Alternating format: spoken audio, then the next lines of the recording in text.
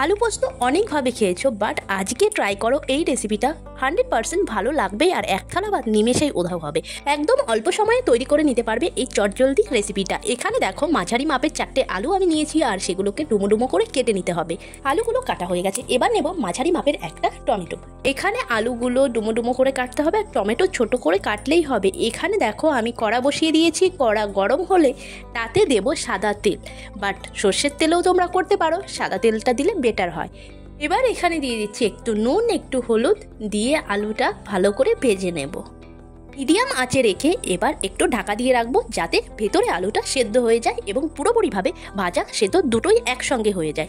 এখানে দেখো নিয়ে নিলাম 4 চামচ পোস্ত। এবার এখানে নেব 4টে শুকনো লঙ্কা, তবে যে যতটা ঝাল খাবে ঠিক সেই অনুযায়ী নেবে। এবার এটাকে পেস্ট করে নিতে হবে। তারপরে দেব এখানে 1 চামচ মতো কাশ্মীরি লঙ্কা গুঁড়ো কালারের জন্য, তবে যে যতটা ঝাল খাবে ঠিক সেই অনুযায়ী কিন্তু লঙ্কাটা ব্যবহার করবে। এখানে ঢাকা খুলে এবার আলুগুলো একটু নেড়েচেড়ে নিয়ে একটু সাইড করে দিয়ে এখানে দিয়ে দেব পোস্ত বাটা।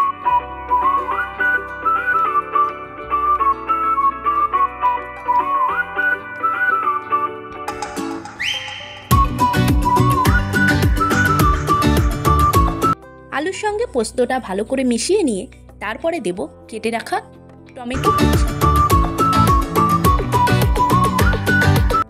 1 মিনিট মতো কষিয়ে নিয়ে এখানে দিয়ে দেব 1 বাটি মতো জল।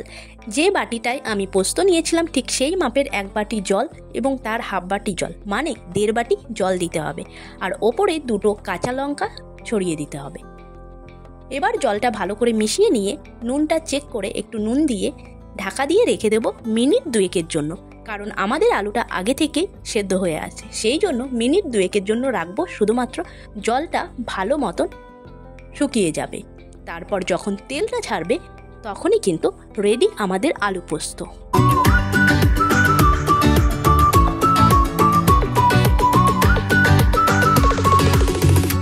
এখানে দেখতে পাচ্ছ অলরেডি ডান আমাদের আলু পোস্ত। শুধুমাত্র একটু সর্ষের তেল ছড়িয়ে গরম গরম ভাতের সাথে পরিবেশন করো এই ঝাল ঝাল লাল লাল আলু পোস্ত। দেখা হচ্ছে অন্য কোনো ভিডিওতে। নতুন হলে সাবস্ক্রাইব করে নিতে ভুলো না নতুন নতুন ভিডিও দেখার জন্য। টাটা।